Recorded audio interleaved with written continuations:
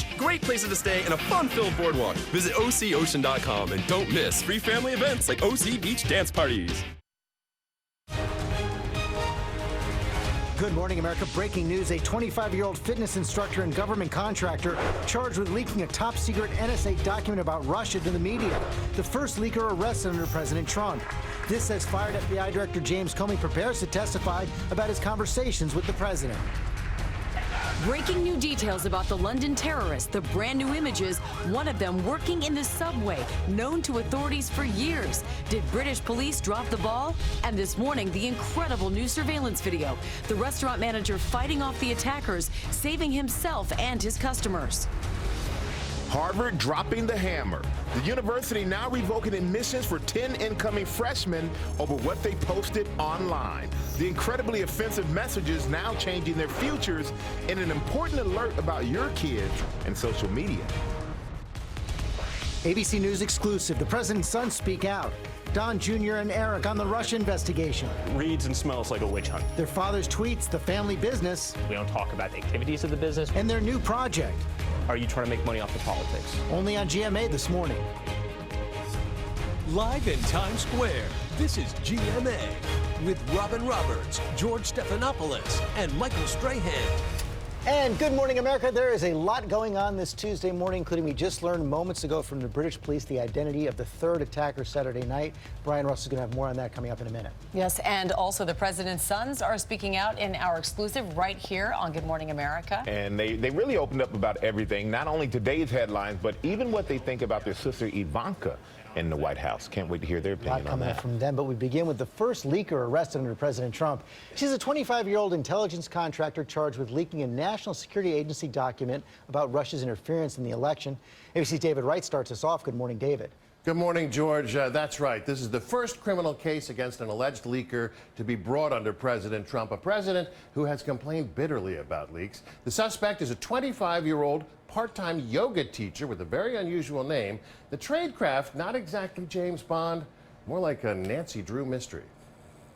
The United States of America versus Reality Lee Winner, an NSA contractor and part-time fitness instructor in Augusta, Georgia, now facing the possibility of serious prison time. Winner is accused of leaking this top-secret National Security Agency document, providing the most detailed account yet of Russian efforts to hack the November election. My client's being used as a scapegoat for what could be considered a political agenda. Winner's lawyer says after 6 years in the military, the 25-year-old, who speaks Pashtun and Farsi, was hired in February by Pluribus International Corporation, a tech firm doing work for the NSA. On May 5th, a report was leaked detailing a 2016 cyber attack by Russian military intelligence on a U.S. voting software supply company and local elections officials. There's no evidence of this influencing the outcome of the presidential race, but it does come on the heels of Trump's announcement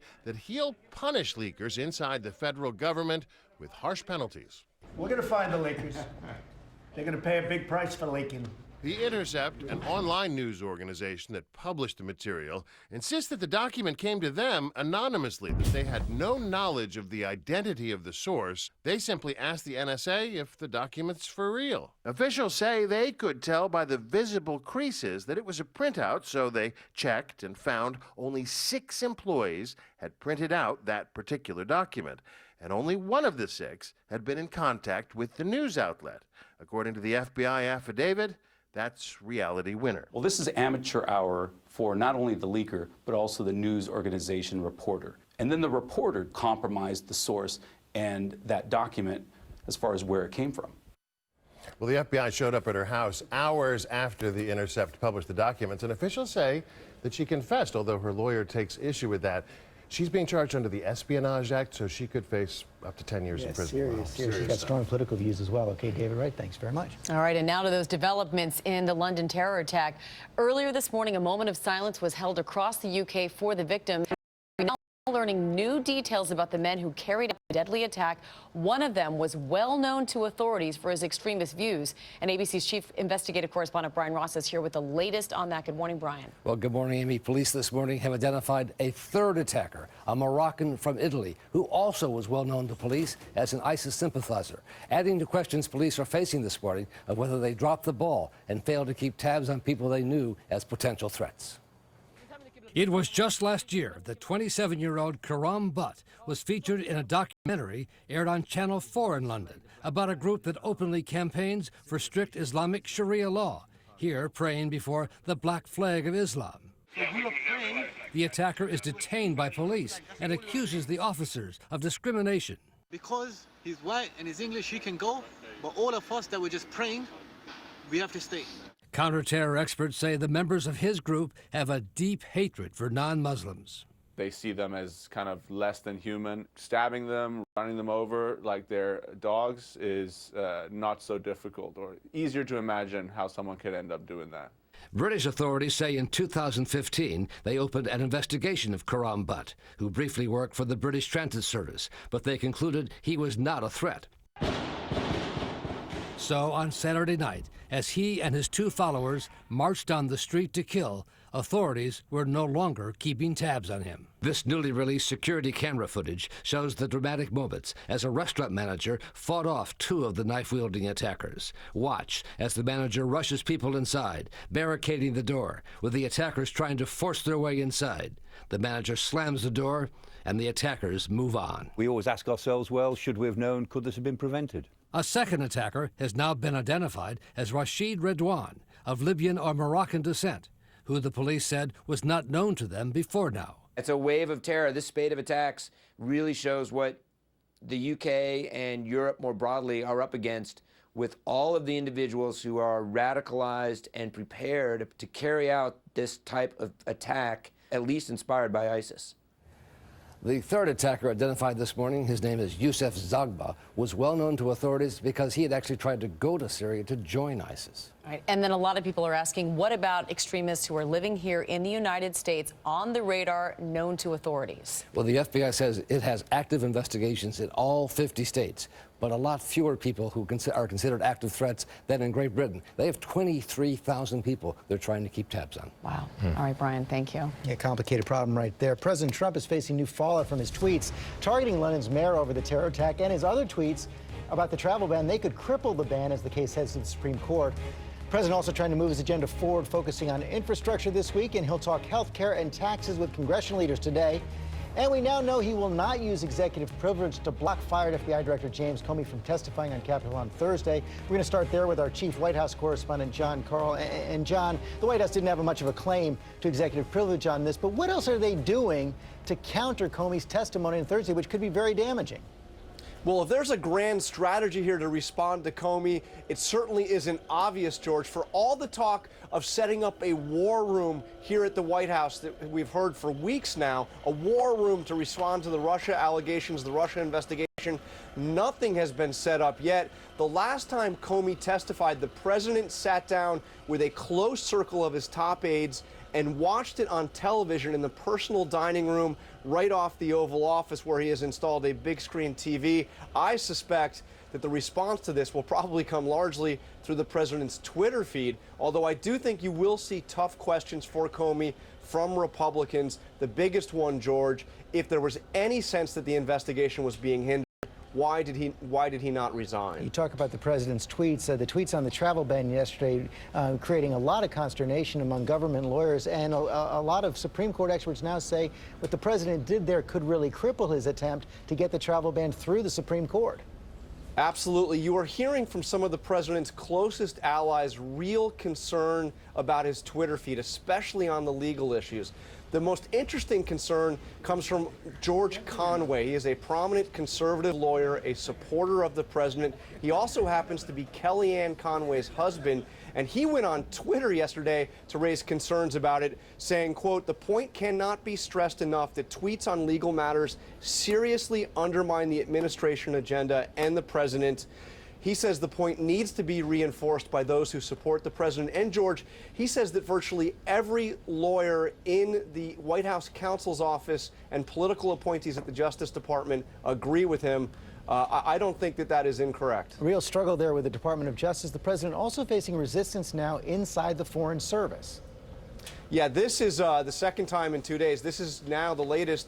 The #2 official at the U.S. Embassy in Beijing, a 27-year veteran of the Foreign Service, has resigned. He said in good faith he could not deliver the message to the Chinese that the U.S. had decided to drop out of the Paris Climate Agreement. So he has resigned. This comes after we heard from the acting ambassador in Great Britain praising the mayor of London at the very time that the president was attacking the mayor of London. So something of a revolt in the Foreign Service. Okay, John Carl, thanks very much, Amy. All right, George, and the president's sons are speaking out exclusively to ABC News. Donald Jr. and Eric Trump sat down with our chief national correspondent, Tom Yamas. We have a preview right now of what Donald Jr. said when Tom asked about those president's tweets, criticizing London's mayor in the wake of Saturday's terrorist attack. Every time he puts something out there, he gets criticized by the media all day, every day, by everyone else. And then guess what? 2 weeks later, he's proven to be right. It happened again. And we keep appeasing it. And we keep saying, okay, it's going to be great. We're going to hold fast. And we're going to keep calm and carry on.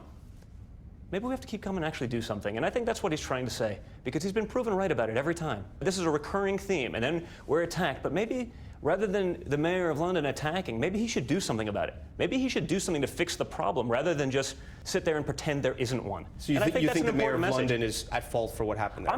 No, that's not what I said. I think it's time for the people there to probably act and do something a lot more proactive than what's going on. And I do think that's something people have to do. We can't just sit there and pretend this is not a problem. We're going to have much more on our exclusive interview with President Trump's son in our next half hour, George. Let's talk about this more now with our chief political analyst, Matthew Dowd. And Matt, the subject of the president's tweets, you just saw Donald Jr. defending his father right there. I guess you'd expect a son to do that. But going back to the beginning of this administration, the tweets continuing to inflict self-inflicted wounds on this White House. Yeah, I want to mention two cartoon characters to make a point here. First, the famous comic strip Pogo, who said, "We have met the enemy and he is us." This is somebody that keeps inflicting his wounds on his own self. He's as if he's Wile E. Coyote, and instead of Acme Dynamite, it's Twitter causing all the damage to himself in the course of this. It's as if a guy is pointing a gun at his own leg and threatens you to say, if you don't do what I want, then I'm going to shoot, and then shoots himself in his leg.